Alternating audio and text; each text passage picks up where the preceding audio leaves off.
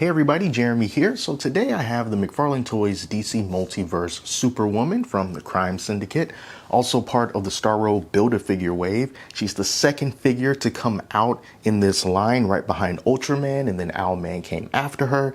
And then around the end of the year, we're going to be getting the fourth and final figure to finally build out Starro.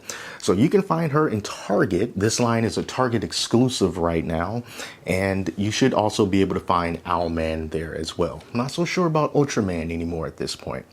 All right, so as you can see, she has the main part of Starro, of which everything is going to be attached to, and this is also one of the few McFarlane Toys DC Multiverse female figures that's not named Wonder Woman, so it's always nice to see something a little bit different.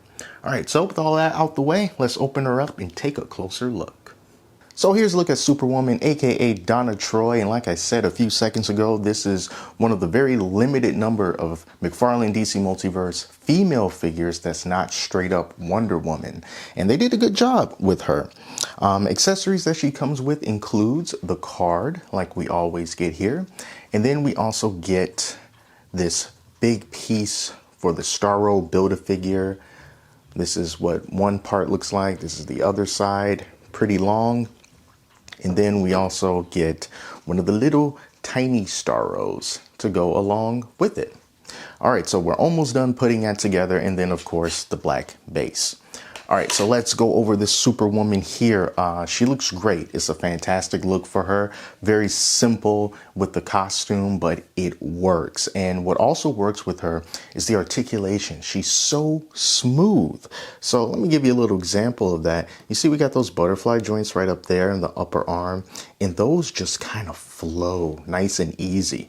As I was taking her out the box, I was a little bit worried that maybe her arm was going to fall off because it was just so easy to just move her around. But she is very sturdy, and that's just a smooth joint, people, and I love smooth joints.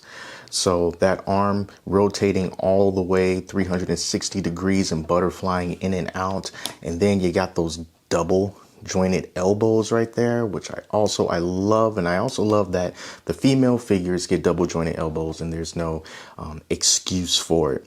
Now, because she's showing a whole lot of skin, these joints and this flesh tone is going to be very noticeable. So as you see, like as we make that bend there at the elbow, you know, you're going to see all those exposed mechanical bits that helps the figure do what it's going to do.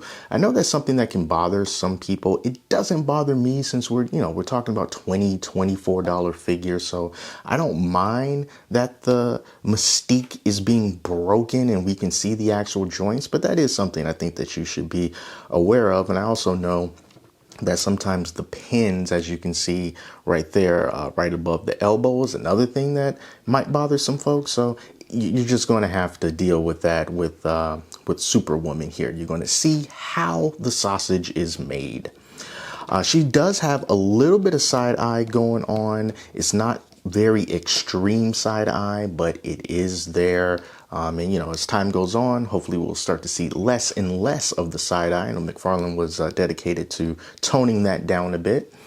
Her hair looks great, but the motion of the head is not a lot. You know, your left and rights are fine, but you really don't get much as far as up or down. Very, very slightly. And I wouldn't even say that that's even articulation at all. So can't really move her head down, can't really move her head up. That is a bummer. As far as her midsection and her waist goes, if you hold the legs and just kind of bend the legs back, you can get her to bend a little bit there. But it's pretty much dependent on the legs, and then you can, you know, bring her forward about that much as well. And also, you got the hinges on her wrists back and forth. You know, it's all that standard articulation that we're used to seeing with the DC Multiverse figures from McFarlane. Now, as far as the legs go, you can move her legs forward about that much. You can't move them back all that much, you know, but that's normal. Even with the real people, we can't stand up straight and put our legs back that far. And as far as the splits go, you can move it out, behave yourselves. You can move her legs out about that much. So it's not a really huge split, but you can do it. Here's a look at her opposite side here. So you got this part here that just kind of flows down, and that's pretty nice. Sort of reminds me of like a magician or a magician's assistant, the way that this kind of drapes all the way down like that. And then she's got those double jointed knees, which were a little bit tough, but they are there. Double jointed knees, and like I said, especially when you bend it like that and you have that flesh tone, and you can see that kneecap separate from the lower thigh and the upper leg right there. So you do have that going on, but I do also feel that she will look great in like a flight pose. So if you can kind of get her, you know, maybe like in like one of these kind of positions, and just kind of have her kind of like this as she's flying about, I think that she will look great on a flight stand. I love that. And then for the feet, she's got heels, a little bit of an arch right there on the heel of the foot. Not necessarily, you know, the type of high heels that will make it virtually impossible for a figure to stand up. But we do have a little bit of an arc there. And then the toe articulation, you can move up those toes, and then you got the pivoting, and you know, it's the toe articulation. And she's not complicated to stand up on her own. As you can see, I did all of that live, set her back down, and she's standing up just fine. Thumbs up. And I don't think I mentioned it at the top of the review, and that's probably because it's to be expected. When you look at the face and you look at the face sculpt, you look at the head sculpt, with McFarlane, it's usually always very nicely done. And there's no exception with Superwoman here. Really nicely done here. Got that black lipstick, got that S right there, right below the neck. So, you know, she's got it going on. And on the back of the leg, you see we got, I don't know what you would call this type of accessory. I guess this is a part of the shoe, I guess, you know, but it looks like it has like the little strings. Is it lace? I don't know. I'm not a style person, but it is a good look. It is a very unique look, and we have definitely not seen a figure quite like her from McFarlane Toys yet. So let's take a look at Starro here, because we almost got Starro complete. So this is the part that Superwoman comes with. And then this is the part that Ultraman came with. So let's just start putting this together. All right, so we are going to take this part here and connect it like that. Snaps into place. So far, so good. And then we also have these arms or tentacles, I guess, that came from Owlman, and we'll try to put those in. Let me see if they're interchangeable. So that looks like that goes on that side, the left side, I guess. Okay, so there's a very specific way that you have to put those in. These parts are not interchangeable. So let's just slide that one in like that.